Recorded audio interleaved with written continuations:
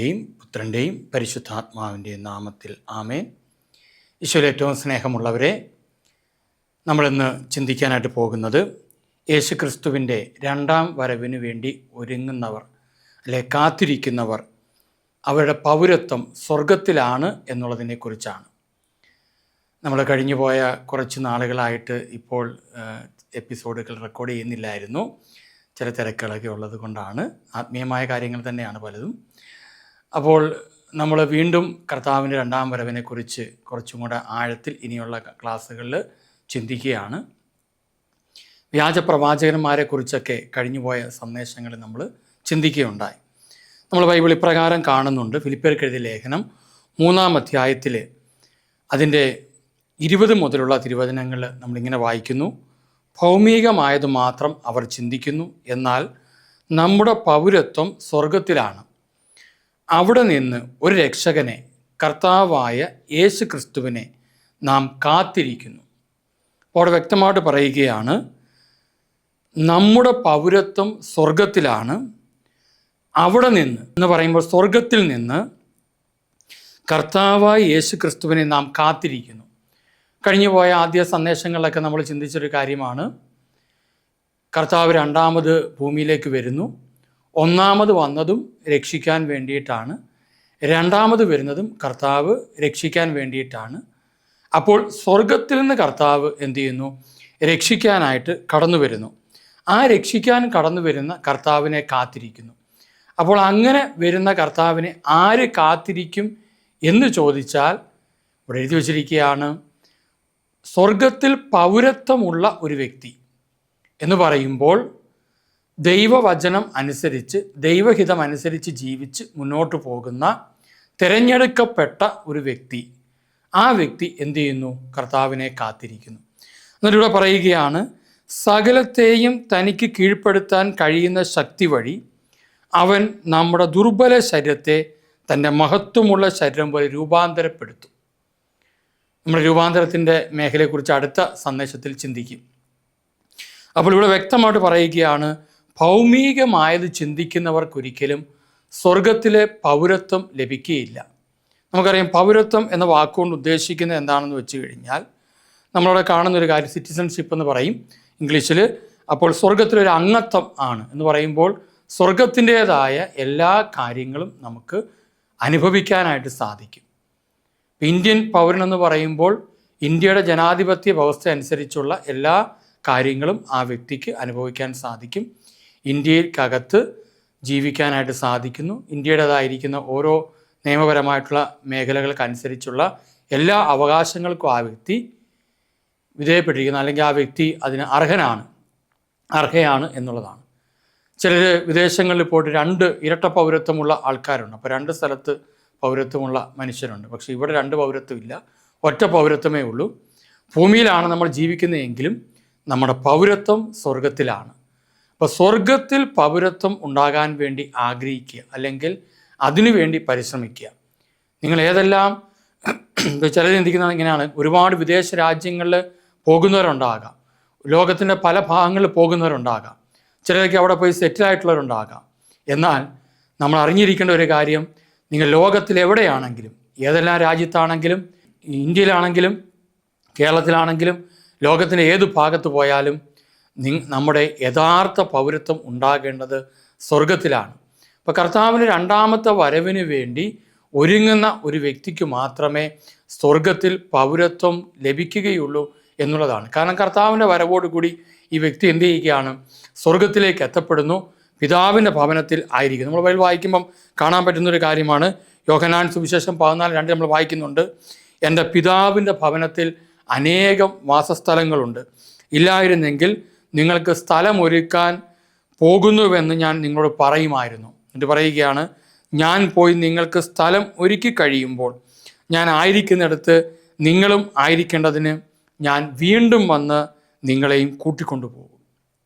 അപ്പം നമ്മളെ കൂട്ടിക്കൊണ്ടു പോകുവാനായിട്ട് കർത്താവ് വരികയാണ്. അവിടെ പറയുകയാണ്, ഞാൻ ആയിരിക്കുന്നിടത്ത് നിങ്ങളും ആയിരിക്കേണ്ടതിന്. അപ്പോൾ ഭൂമിയിൽ നമ്മൾ കർത്താവിൻ്റെ കൂടെ ആയിരുന്നാൽ മാത്രമേ സ്വർഗത്തിൽ നമുക്ക് ആയിരിക്കാൻ പറ്റൂ. ചിലർ ചിന്തിക്കുന്നത് എങ്ങനെയാണ്, ഭൂമിയിലായിരുന്നില്ലെങ്കിലും കുഴപ്പമില്ല, സ്വർഗത്തിലായിരുന്നാൽ മതി.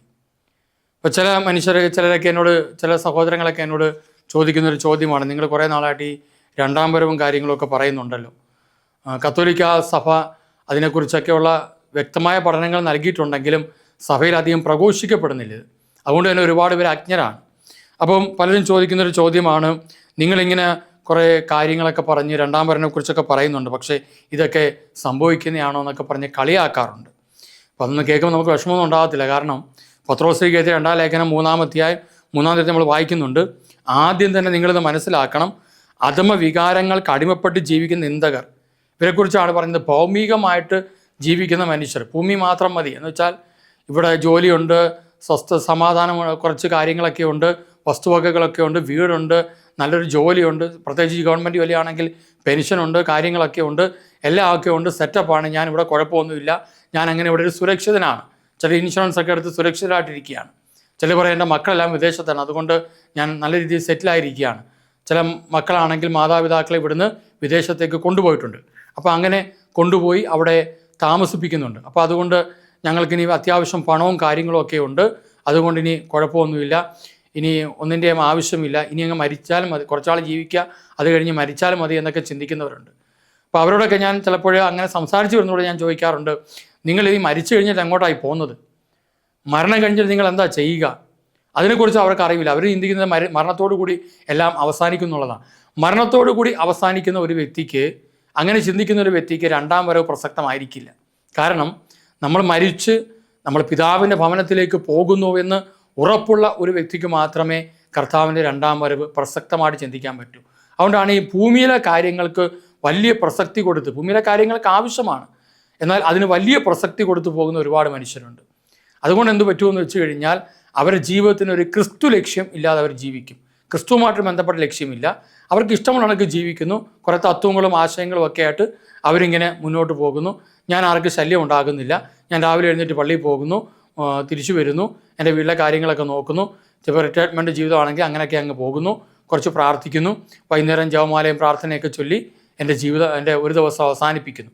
അങ്ങനെ പോകുന്നവർക്ക് പക്ഷേ അവരുടെ ചിന്താഗതികൾ കൂടുതലും ഭൗമികമായതാണ്. അപ്പോൾ ഭൗമികമായത് ചിന്തിക്കുന്ന ഒരു വ്യക്തിക്ക്, അതുകൊണ്ടാണ് പറഞ്ഞത് ഈ അവസാന നാളുകളിൽ ഇങ്ങനെ ഭൗമികമായി ജീവിക്കുന്നവർ എന്ത് ചെയ്യും? പരിഹസിച്ചും കൊണ്ട് അവർ പ്രത്യക്ഷപ്പെടും. അവർ പറയും, അവൻ്റെ പ്രത്യാഗമനത്തെക്കുറിച്ചുള്ള വാഗ്ദാനം എവിടെ? ഈ കാര്യങ്ങളൊക്കെ ഞാൻ നേരത്തെ പറഞ്ഞിട്ടുള്ളത് കൊണ്ട് അതിലേക്ക് പോകുന്നില്ല. അപ്പോൾ അതുകൊണ്ട് അങ്ങനെയുള്ള ചില ചോദ്യങ്ങളൊക്കെ വരും. അപ്പം അതിൽ നിന്നെല്ലാം പ്രിയമുള്ളവരെ നമുക്ക് മാറി നിൽക്കുക, ചോദ്യത്തിൽ അറിയിക്കാനല്ല, ചോദ്യങ്ങൾക്ക് വ്യക്തമായ ഉത്തരം കൊടുത്ത് ഈ ഭൗമികമായ മേഖലകളിൽ നിന്ന് മാറി നിന്ന്, എന്ന് പറയുമ്പോൾ ഭൂമി മാത്രം മതി, ഭൂമിയിലെ ജീവിതം അവസാനിക്കും, എൻ്റെ ജീവിതം അവസാനിച്ചു എന്ന് ചിന്തിക്കുന്ന അവസ്ഥയിൽ മാറി നിന്ന് സ്വർഗത്തിൽ ഒരു പൗരത്വം ഉള്ള വ്യക്തിയാണ് ഞാൻ, അതുകൊണ്ട് ഇവിടുന്ന് ഞാൻ തിരിച്ചു പോകേണ്ട വ്യക്തിയാണ്, എൻ്റെ ലക്ഷ്യം സ്വർഗമാണ്, അത് കഴിഞ്ഞ് നിത്യതയാണ്, പിതാവിനോടൊപ്പം എനിക്ക് വസിക്കണം, ഈശോടൊപ്പം ചെന്ന് പിതാവിൻ്റെ ഭവനത്തിൽ എനിക്ക് വസിക്കണം. അവിടെ പറയുന്നതാണ്, ഈശോ പറയുന്ന വാക്കിങ്ങനെയാണ്, എൻ്റെ പിതാവിൻ്റെ ഭവനത്തിൽ അനേകം വാസസ്ഥലങ്ങളുണ്ട്, ഇല്ലായിരുന്നെങ്കിൽ നിങ്ങൾക്ക് സ്ഥലമൊരുക്കാൻ പോകുന്നുവെന്ന് ഞാൻ നിങ്ങളോട് പറയുമായിരുന്നോ? അപ്പോൾ ചുമ്മാതെ കർത്താവ് ഒരു കാര്യം പറയത്തില്ല. അപ്പോൾ കർത്താവ് പറയുകയാണ്, ഞാൻ നിങ്ങൾക്ക് സ്ഥലമൊരുക്കാൻ പോകുന്നു, ഇനി ഞാൻ പോയി നിങ്ങൾക്ക് സ്ഥലമൊരുക്കി കഴിയുമ്പോൾ ഞാൻ ആയിരിക്കുന്നിടത്ത് നിങ്ങളും ആയിരിക്കേണ്ടതിന് ഞാൻ വീണ്ടും വന്ന് നിങ്ങളെയും കൂട്ടിക്കൊണ്ടു പോകും. അപ്പം കർത്താവ് ആയിരിക്കുന്നിടത്ത് നമ്മളും ആയിരിക്കുക. സ്വർഗത്തിൽ പിതാവിനോടൊപ്പം ആയിരിക്കുന്ന പുത്രൻ, അപ്പോൾ ആ പുത്രനോടൊപ്പം പരിശുദ്ധാത്മാവിനോടൊപ്പം സ്വർഗനിവാസികളോടൊപ്പം നമ്മളായിരിക്കുക എന്നുള്ളത് പ്രധാനപ്പെട്ട കാര്യമാണ്. അപ്പോൾ അത് ലക്ഷ്യം വയ്ക്കുന്ന, പിതാവിൻ്റെ ഭവനത്തിൽ പോകാൻ ലക്ഷ്യം വയ്ക്കുന്ന ഒരു വ്യക്തിക്ക് ആദ്യം അവിടുത്തെ പൗരത്വം ലഭിക്കുന്നു. നമ്മൾ വായിച്ചു വരുമ്പോൾ ഒരു കാര്യം പിടികിട്ടും, ഒരു രാജ്യത്ത് ചെന്നാൽ നമുക്ക് ആ രാജ്യത്ത് തിരിച്ച് വീണ്ടും മറ്റൊരു രാജ്യത്തിലേക്ക് തിരിച്ചു വരാൻ പറ്റും. എന്നാൽ ഒരാൾ സ്വർഗപ്രവേശനം നടത്തി കഴിഞ്ഞാൽ പിന്നെ തിരിച്ച് ആ വ്യക്തിക്ക് കടന്നു വരാൻ എങ്ങോട്ടും പോകേണ്ട ആവശ്യം വരുന്നില്ല, പോകുകയുമില്ല. അവർ അവിടെ തന്നെ സ്ഥിര താമസമാക്കി മാറ്റും എന്നുള്ളത് വചനത്തിലൂടെ നമ്മൾ കാണുന്നൊരു കാര്യമാണ്. അപ്പോൾ അതുകൊണ്ടാണ് ഇവിടെ പറയുന്നത്, നമ്മുടെ പൗരത്വം സ്വർഗത്തിലാണ്, അവിടെ നിന്ന്, അപ്പോൾ എന്നെ കൂട്ടിക്കൊണ്ടു പോകാൻ പോകുന്ന കർത്താവിനെ ഇവിടെ നിന്ന്, ഈ ഭൂമിയിൽ നിന്ന് ഈ ഭൗമിക ജീവിതം വിട്ട് സ്വർഗ ജീവിതത്തിലേക്ക് കൊണ്ടുപോകാൻ വേണ്ടി, എന്നെ വിളിച്ചു കൊണ്ടുപോകാൻ വേണ്ടി, എന്നെ ഈ ലോകത്തിൻ്റെ തിന്മകളിൽ നിന്ന്, ഈ ലോകത്തിൻ്റേതായിട്ടിരിക്കുന്ന എല്ലാ മോഹങ്ങളിൽ നിന്ന്, ഈ ലോകത്തിൻ്റേതായിരിക്കുന്ന എല്ലാവിധ പ്രശ്നങ്ങളിൽ നിന്ന്, ഈ ഭൂമിയുടേതായിരിക്കുന്ന സകല മേഖലകളിൽ നിന്ന് എന്നെ വിളിച്ച് എന്തു ചെയ്യുന്നു, എന്നെ രക്ഷിച്ച് കർത്താവ് എന്നെ സ്വർഗത്തിലേക്ക് കൊണ്ടുപോകാൻ വേണ്ടിയിരിക്കുകയാണ്. അപ്പോൾ അങ്ങനെ കൊണ്ടുപോകാൻ പോകുന്ന കർത്താവിനെ ഞാൻ കാത്തിരിക്കുകയാണ്. അതൊരു പ്രത്യാശയാണ്, എൻ്റെ ഒരു വിശ്വാസമാണത്. അപ്പോൾ അതുകൊണ്ട് പ്രിയമുള്ള, മരണാനന്തര ജീവിതത്തെക്കുറിച്ച് നമ്മൾ ചിന്തിക്കുമ്പോൾ എപ്പോഴും ചിന്തിക്കേണ്ട ഒരു കാര്യം, എന്നെ ഇവിടെ നിന്ന് ഞാൻ മരിച്ചു കഴിഞ്ഞാലും ഇനി ജീവിച്ചിരിക്കെ തന്നെ ആ സമയത്താണ് കർത്താവ് വരുന്നതെങ്കിൽ എന്നെ എടുത്തുകൊണ്ട് പോയാലും പിതാവിൻ്റെ ഭവനത്തിലേക്ക് തന്നെ ആയിരിക്കണം ഞാൻ പോകേണ്ടത്, സ്വർഗത്തിലേക്ക് തന്നെ ആയിരിക്കണം ഞാൻ പോകേണ്ടത്. അല്ലാതെ മറ്റൊരു മേഖല നമുക്കില്ല എന്നുള്ളത് നമ്മൾ തിരിച്ചറിയേണ്ട ഒരു വലിയ സത്യമാണ്. ശുദ്ധീകരണ സ്ഥലത്തെക്കുറിച്ച് ഒരുപാട് അജ്ഞത പലയിടത്തും കിടപ്പുണ്ട്. അതിൽ ഒരു ഭാഗം മാത്രം ഞാനിങ്ങനെ പറയാം. നമുക്ക് വചനത്തിൻ്റെ അടിസ്ഥാനത്തിൽ, സഭയുടെ അടിസ്ഥാനം നമ്മൾ ചിന്തിക്കുമ്പോൾ ദൈവത്തിനൊരു പരിശുദ്ധിയുണ്ട്. ആ പരിശുദ്ധിയുടെ ആഴം വളരെ വലുതാണ്. നമുക്കത് മനസ്സിലാക്കാൻ വളരെ ബുദ്ധിമുട്ടുള്ളൊരു കാര്യമാണ്. അതുകൊണ്ടാണ് അപ്പോസ്തലൻ പറയുന്നൊരു കാര്യമുണ്ട്, നിങ്ങളുടെ സ്വർഗസ്ഥനായ പിതാവ് പരിശുദ്ധനായിരിക്കുന്നത് പോലെ, എത്ര ആഴം നമുക്കറിയാൻ പറ്റത്തില്ല, അതുപോലെ നിങ്ങളും പരിശുദ്ധരാകണം, എങ്കിലേ നിങ്ങൾക്ക് സ്വർഗപ്രവേശനമുള്ളൂ. അങ്ങനെയെങ്കിൽ നമ്മളെ ഓരോരുത്തരെയും ആ പരിശുദ്ധമാക്കുന്ന, ആ വിശുദ്ധീകരിക്കുന്ന ഒരു മേഖല ഈ ഭൂമിയിൽ വെച്ച് കർത്താവ് നടത്തുവാൻ ആഗ്രഹിക്കുകയാണ്. അതിനെയാണ് നമ്മൾ അടുത്ത സന്ദേശത്തിൽ അതിനെക്കുറിച്ച് ചിന്തിക്കും. അപ്പോൾ ആ ഒരു മേഖല നമുക്ക് ലഭിച്ചാൽ മാത്രമേ, അങ്ങനെ ഒരു പരിശുദ്ധീകരണം അല്ലെങ്കിൽ ഒരു വിശുദ്ധീകരണം, ഒരു രൂപാന്തരീകരണം സംഭവിച്ചാൽ മാത്രമേ നമുക്ക് പിതാവിൻ്റെ ഭവനത്തിൽ എത്തിച്ചേരാൻ പറ്റുകയുള്ളൂ. അല്ലാതെ നമ്മളിവിടം വിട്ടു കഴിഞ്ഞിട്ടല്ല നന്നാകുന്നത്, വിശുദ്ധീകരിക്കപ്പെടുന്നത് എന്നിട്ടല്ല. പലരും അങ്ങനെ തെറ്റിദ്ധാരണയിലുണ്ട്. കാരണം നമ്മളിവിടുന്ന് മരിച്ചു കഴിഞ്ഞാൽ നമുക്ക് മാനസാന്തരം ഉണ്ടാകത്തില്ല. കാരണം നമുക്ക് മനസ്സില്ല, ജീവനില്ല, ചിന്തിക്കാൻ പറ്റത്തില്ല, ബുദ്ധിയില്ല, അറിവില്ല, കഴിവില്ല, ഒന്നുമില്ല. ആത്മാവ് മാത്രം പോകുകയാണ്. ആ ആത്മാവ് പിന്നെ വിധിക്കായിട്ട് മാറ്റപ്പെടുകയാണെന്ന് വചനം വ്യക്തമായിട്ട് പറയുന്നു. അതുകൊണ്ടാണ് ഹെബ്രായരുടെ ലേഖനം 2-ാം വരവിനെക്കുറിച്ച് പറയുന്നൊരു ഭാഗമാണ് 9-ാം അധ്യായത്തിൻ്റെ 28 നമ്മൾ വായിക്കുന്നുണ്ട്. അവിടെ പറയുകയാണ്, മനുഷ്യൻ ഒരു പ്രാവശ്യം മരിക്കണം, അതിനുശേഷം വിധി എന്ന് നിശ്ചയിക്കപ്പെട്ടിരിക്കുന്നു. ഉണ്ടോ? വിധി എന്ന് നിശ്ചയിക്കപ്പെട്ടിരിക്കുന്നു. അപ്പം വിധി കഴിഞ്ഞിട്ട് പിന്നെ ഒരു നന്നാകൽ നമുക്കുണ്ടോ? ഇല്ല. അപ്പം അതുകൊണ്ട് ഇവിടെ വെച്ച് തന്നെ മാനസാന്തരപ്പെടാൻ താല്പര്യമുള്ളവർ മാനസാന്തരപ്പെട്ടോണം. അതിനുള്ള സകല സംവിധാനം കർത്താവ് തന്നിട്ടുണ്ട്. ഇവിടെ വെച്ച് തന്നെ തീരുമാനമെടുക്കണം. എനിക്ക് സ്വർഗത്ത് പോകണം, നരകത്ത് പോകണം തീരുമാനമെടുക്കണം. അത് നമ്മുടെ തീരുമാനമാണ്. അത് കഴിഞ്ഞ് നിത്യവിധിയിലാണ് അന്ത്യവിധിയിലാണ് നമ്മുടെ പ്രവൃത്തികൾക്ക് അനുസൃതമായിട്ട് കർത്താവ് വിധിച്ച് നമ്മുടെ സ്വർഗത്തിലേക്കോ നരകത്തിലേക്കോ കൊണ്ടുവന്ന് എത്തിക്കുക. ഒരു ആഴമായ മേഖലയാണ്.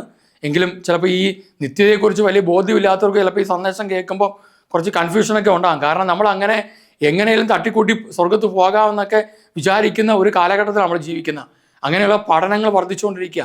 ഇതാണ് ഈ വ്യാജ പ്രവചനങ്ങളും അന്ത്യകാലത്തെ വിചിത്രമായ പ്രബോധനം എന്നൊക്കെ പറയുന്നത് അതാണ്. കാരണം വചനത്തെ വിട്ടും കൊണ്ടുള്ള, വചനത്തിന് അടിസ്ഥാനമില്ലാത്തുള്ള എല്ലാ സഭാ പ്രബോധനങ്ങളും എല്ലാ വ്യക്തി പ്രബോധനങ്ങളും മറ്റെല്ലാം തെറ്റ് തന്നെയാണ്. കാരണം ദൈവവചനമാണ് അടിസ്ഥാനം. കാരണം അത് ദൈവം പറഞ്ഞതാണ്. ദൈവം പറഞ്ഞ വാക്കിന് വിരുദ്ധമായിട്ടൊരു വാക്കില്ല. കാരണം നമ്മൾ ദൈവത്തോടൊപ്പമാണ് ജീവിക്കേണ്ടത്, ദൈവത്തിൻ്റെ പക്കലേക്കാണ് നമ്മൾ പോകേണ്ടത്. അപ്പോൾ ദൈവം പറഞ്ഞ ആളൊക്കെ ജീവിക്കാതെ നമ്മൾ ആരെങ്കിലും പറഞ്ഞ കേട്ട് ജീവിച്ചിട്ട് ദൈവം എന്നെ കൊണ്ടുപോകുമെന്ന് പറഞ്ഞിട്ട് കാര്യമുണ്ടോ? ഇല്ല. അങ്ങനെയൊക്കെ നമുക്കിങ്ങനെ കുറച്ച് ചിന്തിച്ചൊക്കെ നടക്കാൻ പറ്റും. പക്ഷെ അവരും പോകില്ല, ഈ പറഞ്ഞവരും പോകത്തില്ല, അവരെ ശ്രമിച്ചവരും പോകുകയില്ല. അതുകൊണ്ട് വളരെ വ്യക്തമായ ഉത്തരവാദിത്വം നമുക്ക് ആവശ്യമാണ്. അപ്പോൾ അവിടെ പറഞ്ഞത് നമ്മുടെ പൗരത്വ സ്വർഗത്തിലാണ്, അവിടെ നിന്ന് ഒരു രക്ഷകനെ കർത്താവായ യേശു ക്രിസ്തുവിനെ നാം കാത്തിരിക്കുന്നു. അപ്പോൾ അതുകൊണ്ട് നമ്മൾ ഒരുങ്ങിക്കൊണ്ടിരിക്കുകയാണ്. ചിലരെന്നോട് ചോദിക്കും, വളരെ ഈ 2-ാം വരവൊക്കെ ആയെന്നൊക്കെ പറയുന്നുണ്ടല്ലോ, അത് എങ്ങനെ പോകാൻ പറ്റും? കുറച്ച് പേര് വിചാരിക്കുന്നത് പ്രാർത്ഥിച്ചാൽ പോകാൻ പറ്റും, കുറച്ച് പേര് വിചാരിക്കുന്നത് കുറച്ച് പുണ്യപ്രവൃത്തി ചെയ്താൽ പോകാൻ പറ്റും. പ്രിയമുള്ളവരെ, പരിശുദ്ധമായ സ്നേഹത്തിലായിരിക്കുന്നവർക്ക്, എന്ന് വെച്ചാൽ പരിശുദ്ധിയും സ്നേഹവും ചേർന്ന് പോകുന്ന ഒന്നാണ് നമ്മുടെ ജീവിതത്തിൽ. അങ്ങനെ ആയിരിക്കുന്നവർക്ക് മാത്രമേ അവിടേക്ക് കടന്നു ചെല്ലുവാനായിട്ട് സാധിക്കത്തുള്ളൂ. അപ്പോൾ അതുകൊണ്ട് നമ്മൾ ആദ്യം ചിന്തിക്കേണ്ടത് ഒരു ഒരുക്കത്തോടൊപ്പം തന്നെ ചിന്തിക്കണം, എനിക്ക് അവിടെ പ്രവേശനം കിട്ടുമോ എന്നുള്ളത് ചിന്തിക്കണം. ഇപ്പോൾ ചില ഒരുങ്ങുന്നവർക്ക് ഞാൻ ചോദിക്കാറുണ്ട്, നിങ്ങൾ പോകുന്ന എന്തെങ്കിലും ഉറപ്പുണ്ടോ? നിങ്ങൾ കർത്താവിൻ്റെ രണ്ടാമത്തെ വരവിൽ ഇവിടെ നിന്ന് എടുക്കപ്പെടുമെന്നോ അല്ലെങ്കിൽ നിങ്ങൾ മരിച്ചു കഴിഞ്ഞാൽ സ്വർഗത്തിൽ പ്രവേശിക്കുമെന്നോ നിങ്ങൾക്ക് എന്തെങ്കിലും ഉറപ്പുണ്ടോ? ആ ഉറപ്പുണ്ടോ എന്ന് ചോദിക്കുമ്പോൾ ആർക്കും ഉറപ്പില്ല. കാരണം എന്താണെന്ന് വെച്ച് കഴിഞ്ഞാൽ നമുക്കിഷ്ടമുള്ള രീതിയിൽ നമ്മൾ ജീവിച്ചുകൊണ്ടിരിക്കുക. അതുകൊണ്ടാണ് ഈ ഭൗമിക ജീവിതത്തെ നമ്മൾ മാറ്റി നിർത്തണം. ഭൂമിയിലാണ് ജീവിക്കുന്നത്, അത്യാവശ്യം നമ്മൾ പല കാര്യങ്ങളും ചെയ്യുന്നത് എന്താണ്, ഈ ഭൂമി ജീവിക്കണതിനായിട്ട് ചെയ്യുന്ന പല കാര്യങ്ങളുണ്ട്. എന്നാൽ ഭൂമിയെ എന്നും പറഞ്ഞ് അല്ലെങ്കിൽ ഈ ലൗകികമായിട്ടുള്ള ജീവിതത്തെ നമ്മൾ മാറ്റിവെക്കണം. അതുകൊണ്ടാണ് കൊളോസ്യർക്കെതിരെ ലേഖനം 3-2 നമ്മൾ ഇപ്രകാരം വായിക്കുന്നുണ്ട്: ഭൂമിയിലുള്ള വസ്തുക്കളിലല്ല പ്രത്യുത ഉന്നതത്തിലുള്ളവയിൽ ശ്രദ്ധിക്കുവിൻ. കണ്ടോ, ഭൂമിയിലുള്ള വസ്തുക്കളിലല്ല പ്രത്യുത ഉന്നതത്തിലുള്ളവയിൽ ശ്രദ്ധിക്കണം. അപ്പോൾ നമ്മുടെ ശ്രദ്ധ എവിടെ ആയിരിക്കണം? ഉന്നതത്തിലുള്ള വസ്തുക്കളിൽ ശ്രദ്ധിക്കണം, ഭൂമിയിലല്ല. ഭൂമിയിലാണ് ജീവിക്കുന്നത്, ഭൂമിയിലെ പല കാര്യങ്ങളും ചെയ്യേണ്ടെന്നല്ല, മടി പിടിച്ചിരിക്കണമെന്നല്ല. പിന്നെയോ നമ്മുടെ ശ്രദ്ധ, നമ്മുടെ ചിന്ത എവിടെയായിരിക്കണം? പൗരത്വമുള്ള സ്വർഗത്തിലായിരിക്കണം, ഉന്നതത്തിലായിരിക്കണം. എന്നിട്ട് പറയുകയാണ്, എന്തെന്നാലും നിങ്ങൾ മൃതരായിരുന്നു, നിങ്ങളുടെ ജീവൻ ക്രിസ്തുവിനോടൊപ്പം ദൈവത്തിൽ നിഗൂഢമായി സ്ഥിതി ചെയ്യുന്നു. ആരുടെ ജീവനാ? മരിച്ച് ക്രിസ്തുവിൽ വിശ്വസിച്ച് ഉയർപ്പിക്കപ്പെട്ട ഒരു വിശ്വാസിയുടെ ജീവനാണ് നിഗൂഢമായി സ്ഥിതി ചെയ്യുന്നത്. ഇനി അവിടെ എഴുതി വെച്ചിരിക്കുക അടുത്ത വാക്ക്, അത് രണ്ടാം വരവിനെ കുറിച്ച് വ്യക്തമായിട്ട് പറഞ്ഞൊരു വാക്കാണ്. നമ്മുടെ ജീവനായി ക്രിസ്തു പ്രത്യക്ഷനാകുമ്പോൾ അവനോടുകൂടെ നിങ്ങളും മഹത്വത്തിൽ പ്രത്യക്ഷപ്പെടും. കണ്ടോ, എത്ര വ്യക്തമായിട്ട് എഴുതി വെച്ച്, നിങ്ങളും മഹത്വത്തിൽ പ്രത്യക്ഷപ്പെടും. അതുകൊണ്ടാണ് മത്തായി സുവിശേഷം 6:19 ഒരു കാര്യം വ്യക്തമായിട്ട് പറഞ്ഞു: ഭൂമിയിൽ നിങ്ങൾ നിക്ഷേപം കരുതി വയ്ക്കുക. ഇന്ന് ഒരുപാട് പേര് ഭൂമിയിൽ നിക്ഷേപം കരുതി വച്ചിരിക്കുക. തുരുമ്പും കീടങ്ങളും അവ നശിപ്പിക്കും, കള്ളന്മാർ തുരന്നു മോഷ്ടിക്കും. ഇതൊക്കെ കേട്ടിട്ടുള്ള, എന്നാലും അത്ര ആഴത്തിൽ നിന്ന് പോയിട്ടില്ല പലരും. എന്നാൽ സ്വർഗത്തിൽ നിങ്ങൾക്കായി നിക്ഷേപങ്ങൾ കരുതി വയ്ക്കുക. അപ്പോൾ 2 സ്ഥലത്ത് നിക്ഷേപിക്കാൻ പറ്റും. ഒന്നുകിൽ ഭൂമിയിൽ നിക്ഷേപിക്കാം, അല്ലെങ്കിൽ സ്വർഗത്തിൽ നിക്ഷേപിക്കാം. എന്നെ കേൾക്കുന്നത് നിങ്ങൾ ചിന്തിച്ചു നോക്കുക, നിങ്ങൾക്ക് ഭൂമിയിലാണോ നിക്ഷേപമുള്ളത്, സ്വർഗത്തിലാണോ നിക്ഷേപമുള്ളത്? അപ്പോൾ സ്വർഗത്തിൽ നിക്ഷേപിക്കണമെങ്കിൽ ഭൂമിയിലുള്ള പലതും വിടേണ്ടി വരും. അതുകൊണ്ടാണ് ബൈബിൾ തുടർന്ന് പറയുന്നൊരു വാക്ക് വളരെ പ്രധാനപ്പെട്ടതാണ്: നിങ്ങളുടെ നിക്ഷേപം എവിടെയോ അവിടെ ആയിരിക്കും നിങ്ങളുടെ ഹൃദയം. എന്തുകൊണ്ടാണ് മനുഷ്യൻ ലൗകികനായി പോകുന്നത്, ഭൂമിയെക്കുറിച്ച് മാത്രം ചിന്തിക്കുന്നത്, ഈ ലോക ജീവിതം മാത്രം ശരിയായെന്ന് ചിന്തിക്കുന്നത്? അവൻ്റെ നിക്ഷേപം മുഴുവൻ ഇവിടെയാണ്. കാരണം അവന് സ്വർഗത്തിൽ പൗരത്വമില്ല, അവൻ സ്വർഗത്തിൽ നിക്ഷേപിച്ചിട്ടില്ല. അതുകൊണ്ടാണ് ഒരു യുവാവ് വന്നിട്ട് കർത്താവിനോട് ചോദിക്കുന്നൊരു ചോദ്യമുണ്ട്: നിത്യജീവൻ ലഭിക്കാനായിട്ട് ഞാൻ എന്ത് ചെയ്യണം? യുവാവ് ചോദിച്ച ചോദ്യമാണ്. അപ്പോൾ ആ യുവാവിനോട് കർത്താവ് പറഞ്ഞ ഒരു കാര്യമുണ്ട്. 21-ാം തിരുവചനം, മത്തായി സുവിശേഷം 19:21. അതിന് 16 പറഞ്ഞിങ്ങനെ: ഒരാൾ അവനെ സമീപിച്ച് ചോദിച്ചു, ഒരു യുവാവ്, ധനികന യുവാവ് എന്ന ഹെഡിങ് ഉള്ളത്, നിത്യജീവൻ പ്രാപിക്കാൻ ഞാൻ എന്ത് നന്മയാണ് പ്രവർത്തിക്കേണ്ടത്? ഒരുപാട് പേര് ആഗ്രഹിക്കുന്ന ഒരു കാര്യം നിത്യജീവൻ ലഭിക്കണം, നിത്യജീവൻ ലഭിക്കണം. നിങ്ങൾ നിത്യജീവനെക്കുറിച്ചൊക്കെ ഒരുപാട് കേട്ടുള്ളവരായിരിക്കാം. അപ്പോൾ ഇവിടെ പറയുകയാണ്, 21-ാം തീയതി യേശു പറയുകയാണ്, ആദ്യം പറഞ്ഞ് കൽപ്പനയെല്ലാം പാലിക്കാൻ പറഞ്ഞു. അപ്പോൾ ആ ചെറുപ്പക്കാരൻ പറഞ്ഞു, അതെല്ലാം ഞാൻ വള്ളി പുള്ളിയേറ്റാ പാലിക്കുന്നുണ്ട്. ഇപ്പോഴത്തെ സിസ്റ്റം അങ്ങനെയാണല്ലോ, ജ്ഞാനം കൂടുന്നു, 10 കൽപ്പനകൾ നമ്മൾ പഠിക്കണം, അത് അനുസരിക്കണം, അത് കുമ്പസാരത്തിൽ ഏറ്റു പറയണം, അതിൽ തെറ്റൊന്നുമില്ല. പക്ഷെ കൽപ്പന കൊണ്ട് ഞാൻ ഈ ഭൂമിയിൽ എനിക്ക് കിട്ടിയ കൽപ്പനയ്ക്ക് അനുസരിച്ച് ഞാൻ വിശുദ്ധീകരിക്കപ്പെട്ടു എന്നതുകൊണ്ട് പൂർണ്ണമായിട്ടില്ല. അപ്പോൾ ഈ ചെറുപ്പക്കാരൻ പറയുന്നൊരു വാക്കിതാ, യേശു പറഞ്ഞു, നീ പൂർണ്ണനാകാൻ ആഗ്രഹിക്കുന്നെങ്കിൽ നീ പോയി നിനക്കുള്ളതെല്ലാം വിറ്റ് ദരിദ്രർക്ക് കൊടുക്കുക, അപ്പോൾ സ്വർഗത്തിൽ നിനക്ക് നിക്ഷേപമുണ്ടാകും, പിന്നെ വന്ന് എന്നെ അനുഗമിക്കുക. നടക്കുന്ന കാര്യമാണ് ഇന്ന് ലോകത്ത്. നടക്കത്തില്ലെന്ന് ഞാൻ പറയുന്നില്ല. ഇവിടെ എഴുതി വെച്ചിരിക്കുകയാണ്, പോയി നിനക്കുള്ളതെല്ലാം വിറ്റ് ദരിദ്രർക്ക് കൊടുക്കുക, അപ്പോൾ സ്വർഗത്തിൽ നിനക്ക് നിക്ഷേപമുണ്ടാകും, പിന്നെ വന്ന് എന്നെ അനുഗമിക്കുക. ഇന്ന് കൈവിട്ട് കളിക്കാൻ പറ്റാത്ത രീതിയിൽ ക്രിസ്ത്യാനി ആയിരിക്കുന്നൊരവസ്ഥയാണ്. ഏക്കർ കണക്കിന് സ്വത്തുക്കൾ, കോടിക്കണക്കിന് രൂപയുടെ വീടുകൾ പണിയുന്നു.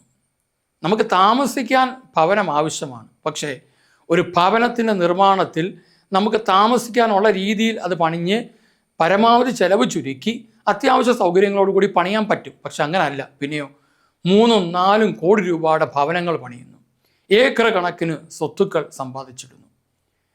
എനിക്ക് ഇത് നാളുകളിൽ സംഭവിച്ച ഒരു വലിയൊരു അബദ്ധമുണ്ട്. ഒരു ആത്മീയ മേഖലയിൽ പ്രവർത്തിക്കുന്ന ഒരു മനുഷ്യൻ, കാരണം ആ മനുഷ്യൻ 10 കോടിയോളം രൂപ ആസ്തിയുള്ള മനുഷ്യനാണ്. എന്നിട്ട് ആത്മീയ പ്രവർത്തനങ്ങൾ ചെയ്യുന്ന വ്യക്തിയാണ്, സുവിശേഷ പ്രവർത്തനങ്ങൾ വിദേശത്താണ് ആ വ്യക്തി ചെയ്തുകൊണ്ടിരിക്കുന്ന വ്യക്തിയാണ്. പക്ഷെ ആ വ്യക്തി ചതി കാണിച്ചിട്ട് എന്നെ വഞ്ചിച്ചു.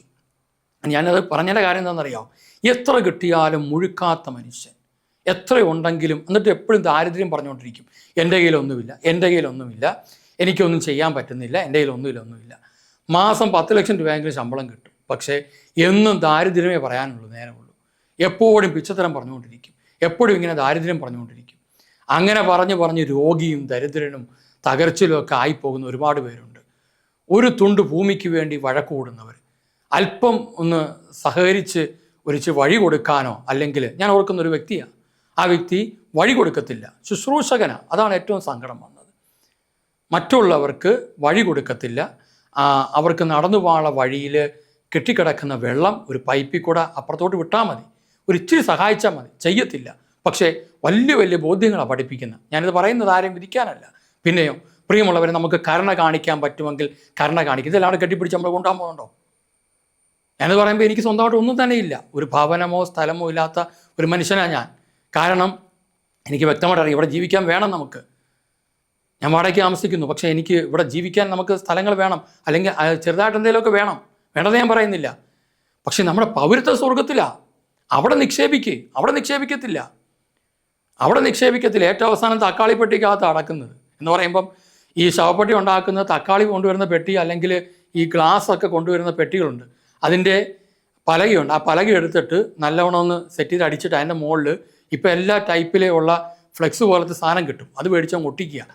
എന്നിട്ട് കാശുള്ളവൻ്റെ ശവപ്പെട്ടി നോക്കി ഞങ്ങൾക്ക് കണ്ടാൽ അറിയാൻ പറ്റും, അതിൻ്റെ സൈഡിൽ സ്വർണ്ണപ്പിടി, ആ പിടിയിലങ്ങ് പിടിക്കാൻ പറ്റത്തില്ല. പിടിച്ചു കഴിഞ്ഞാൽ ആ ഡെഡ് ബോഡി താഴെ കിടക്കും. കാര്യം ഷോയ്ക്ക് വെച്ചേക്കുന്നതാണ്, ആൾക്കാരത് താങ്ങും. അറിവുള്ളവർ കുറച്ച് പേര് ഡെഡ് ബോഡി എടുക്കുമ്പോൾ, മരിച്ചു കഴിഞ്ഞാൽ ഡെഡ് ബോഡിക്ക് നല്ല വെയിറ്റ് ആണല്ലോ. അപ്പോൾ അതുകൊണ്ട് അത് അടിയിൽ താങ്ങും. അല്ലെങ്കിൽ ഈ പിടിച്ചു കഴിഞ്ഞാൽ അത് ഷോയ്ക്ക് വെച്ചേക്കുന്നതാണ്, അല്ലെങ്കിൽ ഒരിക്കലും പിടിച്ച് ആരും എടുക്കത്തില്ല. ജസ്റ്റ് ഒന്ന് ചിലപ്പോൾ താങ്ങാൻ വേണ്ടി ഒന്ന് പിടിച്ചേക്കാം, അത്രേ ഉള്ളൂ. ഏറ്റവും അവസാനം പുഴുവും ചാരവുമായി പോകേണ്ട മനുഷ്യൻ, പ്രഭാഷണ പുസ്തകത്തിൽ പറയുന്നുണ്ട്, ജീവിച്ചിരിക്കെ തന്നെ നീ പുഴുവും ചാരവുമായി പോകുന്നു, നിനക്ക് അഹങ്കരിക്കാൻ എന്തുണ്ട്? ആ മനുഷ്യൻ ഇന്ന് ദൈവരാജ്യത്തിൽ പ്രവേശിക്കാതെ, സ്വർഗത്തിൽ പ്രവേശിക്കാതെ, സ്വർഗത്തിൽ നിക്ഷേപിക്കാതെ, ഭൂമിയിൽ മുഴുവൻ നിക്ഷേപിച്ച് എന്നിട്ടും ആർത്തിമടുക്കാതെ കിടക്കുമ്പോൾ ഇവർ എങ്ങനെ സ്വർഗത്തിൽ പോകും? കർത്താവിന് രണ്ടാമത്തെ വരവിൽ ഇവരെങ്ങനെ എടുക്കപ്പെടും? ചിന്തിക്കണം. അല്ലാതെ പ്രിയമുള്ളവരെ, കുറെ പ്രാർത്ഥന ചൊല്ലി ഇരുന്നത് കൊണ്ടോ, ഉപവസിച്ച് അതുകൊണ്ടോ, ആത്മീയ കാര്യങ്ങൾ ചെയ്യുന്നുവെന്ന് പറഞ്ഞ് അഹങ്കരിച്ചതുകൊണ്ടോ കാര്യമില്ല. എല്ലാം നമ്മൾ ചെയ്യുമ്പോഴും ഇതെല്ലാം ആവശ്യമാണ് നമ്മുടെ ജീവിതത്തിൽ, പ്രാർത്ഥനയൊക്കെ. പക്ഷേ എൻ്റെ ആത്മാവ് മരണമടഞ്ഞു കഴിഞ്ഞാൽ, ഞാൻ മരിച്ചു കഴിഞ്ഞാൽ, എൻ്റെ നിക്ഷേപം വെച്ചിരിക്കുന്ന സ്വർഗത്തിലേക്ക്, എനിക്ക് പൗരത്വമുള്ള സ്വർഗത്തിലേക്ക് തന്നെ ഞാൻ പോകുമെന്ന് ഉറപ്പിച്ചു പറയാൻ പറ്റുന്ന എത്ര പേരുണ്ടെന്നുള്ളത് ഓരോ വ്യക്തിയും തന്നോട് തന്നെ ചോദിക്കേണ്ട കാലഘട്ടമായത്. അതുകൊണ്ട് പ്രിയമുള്ളവരെ, ഈ ഭൂമിയിലെ ജീവിതം അല്പകാലത്തെ നമുക്കുള്ളൂ. എന്നാൽ ഈ അല്പകാലത്തെ ജീവിതം കഴിഞ്ഞ് നിത്യതയാകുന്ന എത്രയോ ഇരട്ടി വർഷങ്ങൾ കടക്കുന്ന അനന്തമായ ഒരു ജീവിതത്തിലേക്കാണ് നമ്മൾ പോകേണ്ടത്. അതിനുവേണ്ടി നമുക്കിന്ന് ഒരുങ്ങാം. അതിനുവേണ്ടി നമ്മുടെ ജീവിതത്തെ നമുക്ക് സമർപ്പിക്കാം. നമ്മുടെ എല്ലാവരുടെയും, എന്നെ കേൾക്കുന്ന ഈ ബെത്ലഹേം ടിവിയിലൂടെ എന്നെ കേൾക്കുന്ന എല്ലാ പ്രിയപ്പെട്ടവരുടെയും ആത്മാക്കൾ സ്വർഗത്തിൽ നിക്ഷേപിക്കപ്പെടുന്നതും, അതോടൊപ്പം തന്നെ അവിടെ ആയിത്തീരുവാൻ വേണ്ടി കർത്താവിന് രണ്ടാമത്തെ വരെ വേണ്ടി കാത്തിരിക്കുന്നവരും ആയിരിക്കട്ടെ. അതിനുവേണ്ടി നമുക്കൊരുങ്ങാം, അതിനുവേണ്ടി നമുക്ക് ശ്രമിക്കാം, നമ്മുടെ ജീവിതത്തെ സമർപ്പിക്കാം. നമുക്കൊന്ന് പ്രാർത്ഥിക്കാം കണ്ണടച്ച്. കാരുണ്യവാനായ കർത്താവേ, ഞങ്ങളുടെ ജീവിതത്തിൽ നിത്യത ലക്ഷ്യം വെച്ച് ജീവിക്കാനും സ്വർഗത്തിൽ പൗരത്വമുള്ള മകനും മകളുമായി തീരുവാനും ഞങ്ങളെ ഒരുക്കണമേ. ഇവിടെ ഞങ്ങൾ എന്തെല്ലാം നേടിയാലും, ലോകം മുഴുവൻ നേടിയാലും നിൻ്റെ ആത്മാവ് നഷ്ടപ്പെട്ടാൽ എന്ത് പ്രയോജനമെന്ന് കർത്താവെ അങ്ങ് ചോദിച്ചല്ലോ. ആ ധനവാനോട് പറഞ്ഞൊരു വാക്കുണ്ട്, ഇന്ന് രാത്രി നിൻ്റെ ആത്മാവിനെ ഞാൻ എടുത്താൽ ഇതെല്ലാം ആരുടേതാകും? അതുകൊണ്ട് ഞങ്ങളുടെ ആത്മാവിന് വില കൊടുക്കാനും, ഞങ്ങളുടെ ജീവിതത്തിന് വില കൊടുക്കാനും, അങ്ങ് ഞങ്ങൾക്ക് നൽകിയ വില എന്താണെന്ന് തിരിച്ചറിഞ്ഞ് ജീവിക്കാനും, അവിടുത്തെ രണ്ടാമത്തെ വരവിന് വേണ്ടി കാത്തിരിക്കുവാനും ഞങ്ങളെ ഒരുക്കണമേ. സ്വർഗീയ പിതാവേ, അങ്ങയുടെ വലിയ സ്നേഹം കൊണ്ട്, പരിശുദ്ധി കൊണ്ട് ഞങ്ങളെ നിറയ്ക്കണമേ. അങ്ങയുടെ പരിശുദ്ധി തന്നെ ഞങ്ങൾക്ക് ആവശ്യമാണെന്ന് അങ്ങ് വെളിപ്പെടുത്തിയില്ല പരിശുദ്ധാത്മാവിലൂടെ, അപ്പസ്തോലം വഴി. കർത്താവായ ഈശോയുടെ തിരത്തും കൂടി ഞങ്ങളെ കഴുകണമേ, വിശുദ്ധീകരിക്കണമേ. ഞങ്ങൾ ഓരോരുത്തരെയും വിശുദ്ധീകരിച്ച് സ്വർഗ ലക്ഷ്യം വെച്ച് ജീവിക്കാൻ സഹായിക്കണമേ. പരിശുദ്ധാത്മാവേ, സ്വർഗീയ ജ്ഞാനം ഞങ്ങൾക്ക് നൽകണമേ, വെളിപ്പെടുത്തലുകൾ ഞങ്ങൾക്ക് നൽകണമേ, നിത്യത ലക്ഷ്യം വയ്ക്കാനുള്ള വഴികൾ ഞങ്ങൾക്ക് കാണിച്ചു തരണമേ. പരിശുദ്ധമേ, ഞങ്ങളെ സഹായിക്കണമേ. ആദിമസഭയിൽ നിരവധി പേരെ സ്വർഗപ്രവേശനത്തിനു വേണ്ടി അമ്മ ഒരുക്കിയതുപോലെ ഞങ്ങളെയും ഒരുക്കണമേ. മിഖായേൽ, ഗബ്രിയേൽ, റഫേൽ ദൂതന്മാരെ ഞങ്ങളെ സഹായിക്കണമേ.